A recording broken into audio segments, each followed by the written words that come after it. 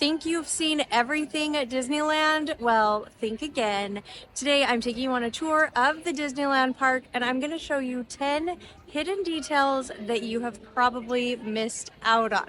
Now, I'm going to give you like a loose guarantee that there is something in this video that you do not know about. I'm Melissa with Mixin' Some Magic. I'm so excited to take you around and show you some of my favorite hidden gems because Disney is in the details and there's so many cool things to see if you are looking for them. So let's go. I'm going to show you some really great stuff today. Okay, I want to show you this magic carpet. It's really a beautiful mosaic right here in front of Tropical Hideaway. This location used to be Aladdin's hidden oasis, and now it's Tropical Hideaway, but they have left this as kind of a tribute to the old Aladdin's oasis, and I just love it. There's also another hidden gem over here. You find the Tropical Hideaway sign. Come look right here. Then there are tiger footprints. It must be Raja, Jasmine's tiger. Oh, that's so fun. Next up is a diamond in the rough, if you will, inside the Adventureland Bazaar. Okay, this is inside the shop right across from the Jungle Cruise. It's a magical lamp, Aladdin's other lamp. So we're gonna put some money in and see what happens. 50 cents. Well spent.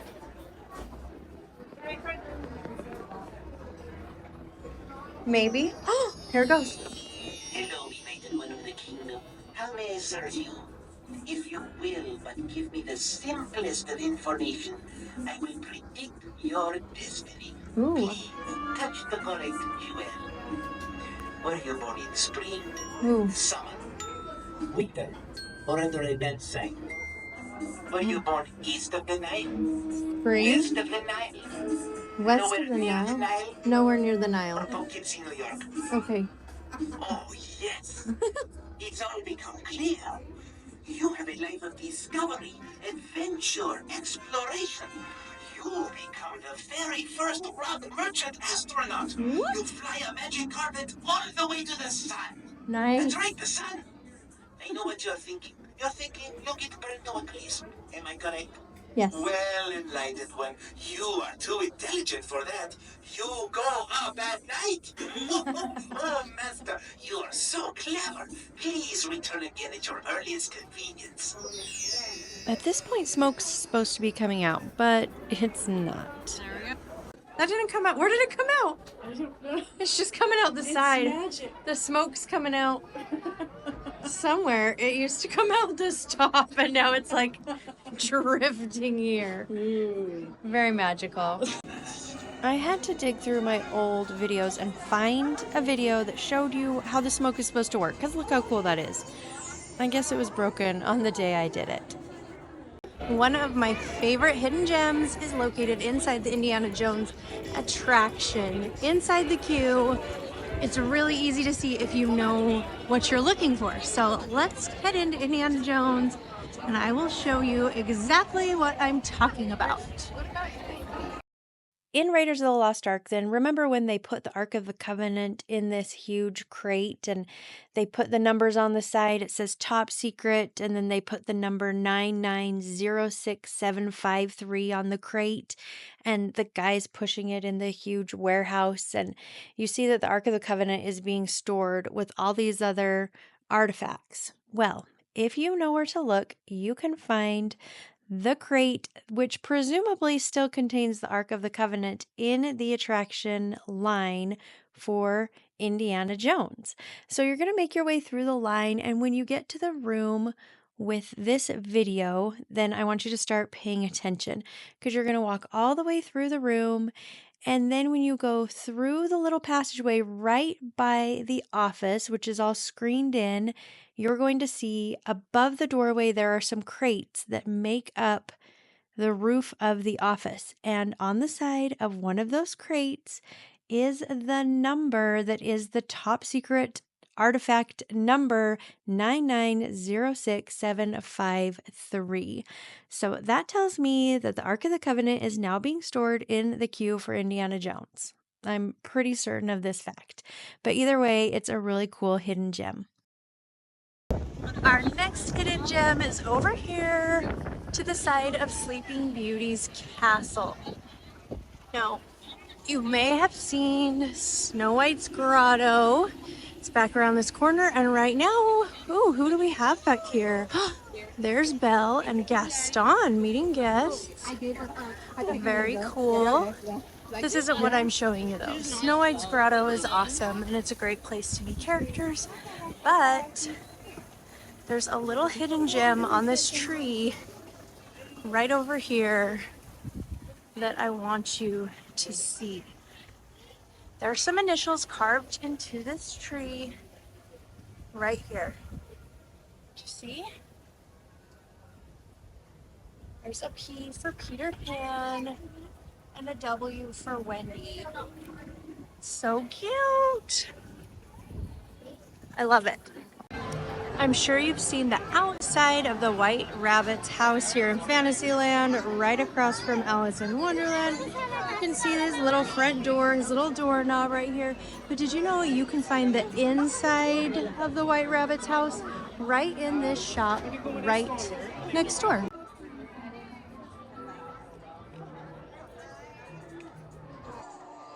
Once you enter the Mad Hatter shop, if you turn to the left and kind of go back into the corner a little bit, you can see the inside of the White Rabbit's house. So you see the little banister made of carrots. There's a bed up there, some really cute wallpaper. His little bunny light hanging above his bed is adorable. And there's his little staircase, and you can see his little front door. So next time you're there, make sure you check out the White Rabbit's house. I grew up watching Alice in Wonderland. It was one of my favorite Disney movies when I was a kid. And of course, at Disneyland, they have the Alice in Wonderland attraction, which is amazing, and I love it. But did you know, over in Toontown, they have a little nod to Alice in Wonderland that most people walk right by, and it is one of my favorite things to show people. Hidden gem, for sure.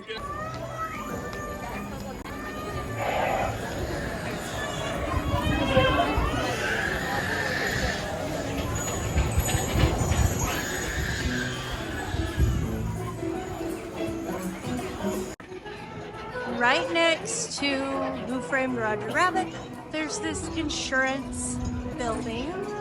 And if you come right here, it talks all about it, and here is the doorknob from Alice in Wonderland. Do you remember this? Look, you can turn it so his eyes are different. Oh, how cute is he? It's just so fun. So come check out the Alice in Wonderland doorknob.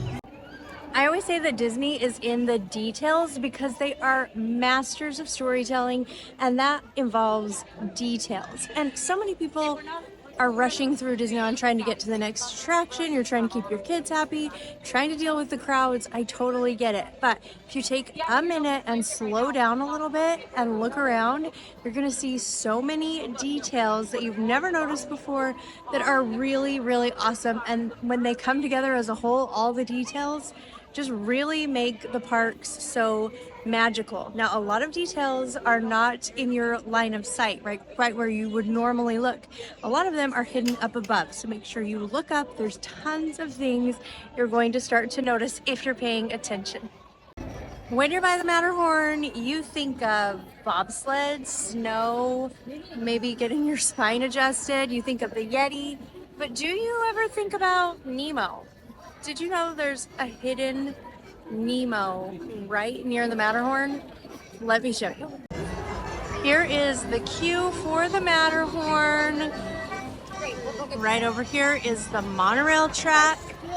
If you walk straight across to this little wooden box right here, then you're gonna be able to see a Nemo carved right on this. Okay, we will be done soon, almost at the front of the line. And Lobo ordered garlic bread from me, so I'm gonna pick that up after. Who knew, right? Matterhorn is right next to Finding Nemo submarine, so maybe that's why the little Nemo is carved into the side of that box. I have no idea. Or maybe that Nemo was meant to go somewhere else, somewhere a little closer to Finding Nemo attraction, which is right here. Who knows, but that is something that is really tricky to see, but it is really pretty cool. Our next hidden gem is a new one. It's in Madame Leota's Somewhere Beyond shop, which is new right next to the Haunted Mansion. It's really cute and there is a ton going on in here, but it's fun to look up because if you look up, you will notice some instruments scattered around the walls. So there was a trumpet, there's some drums, there's a violin and a harp and a tambourine, and these are all a nod to Madame Leota's seance room inside of the attraction. Now, if you pay close attention, oh look, there's the violin right there, very cute. If you're paying attention when you're inside the shop, oh wait, quick, I have to show you the crystal ball. I got a little distracted, but how amazing is this crystal ball? Anyway, focus. If you pay attention while you're in the shop, you will hear the musical instruments go off. Now, like there's the trumpet. The trumpet doesn't move or anything, but the sound will go around the room. So the trumpet will play and you'll hear the violin and the harp and the tambourine, and it's all a nod to Madame Leota's seance room. Our next hidden gem is inside Batuu, or Star Wars Land, Galaxy's Edge, whatever you want to call it. But if you go into this little shop that has all of the animals, then you're going to see a ton of different creatures. They've got lots of cool things to look at. But if you ask them for a guide, then they will give you this little guide that your kids will love, especially where they can learn more about the animals of Batuu. So you can get a guide in this shop and a little pencil, and then you can also grab one next door. They have the same guide. But you can use this guide to identify some of the creatures and the tracks that you will see as you're making your way around Batuu. So it's really pretty cute. You can check out the different creatures, and then you can pay close attention when you're walking around at the tracks that you see on the ground, and you can use the booklet to identify which creature made the tracks. Our last hidden gem is on Main Street, USA. Now I'm taking you to the brick testing wall. Now before you like skip off this video and you're like blah blah blah, I already seen the brick testing wall. Everybody knows about it. Everybody knows the story that is told most often about how Walt Disney wasn't sure what kind of bricks he wanted to use in the park, and so he had this test wall made so that they could kind of see how each brick pattern would look, and then he would decide. And then something happened and they never redid it and they just left it, which has never really made sense to me because Disney doesn't just leave stuff out in plain sight like that when they're testing it. And why would they build a brick wall to test it right in the parks? They build it on a back lot somewhere? That would make more sense to me. But then I started reading some different theories, and there's one that really makes sense to me. So I'm going to take you over to that wall and tell you what I think the brick testing wall actually is, and it has nothing to do with testing bricks. The test brick wall on Main Street, USA is a really fascinating piece of Disneyland history. It's located adjacent to the Main Street lockers, and this wall features a variety of mismatched and uneven bricks on one side, and the other side has straight, even, pretty bricks. Like I said, many people believe it was constructed to test different brick styles for the park's facades, but a deeper look reveals a more intriguing story connected to a never-built expansion at Disneyland.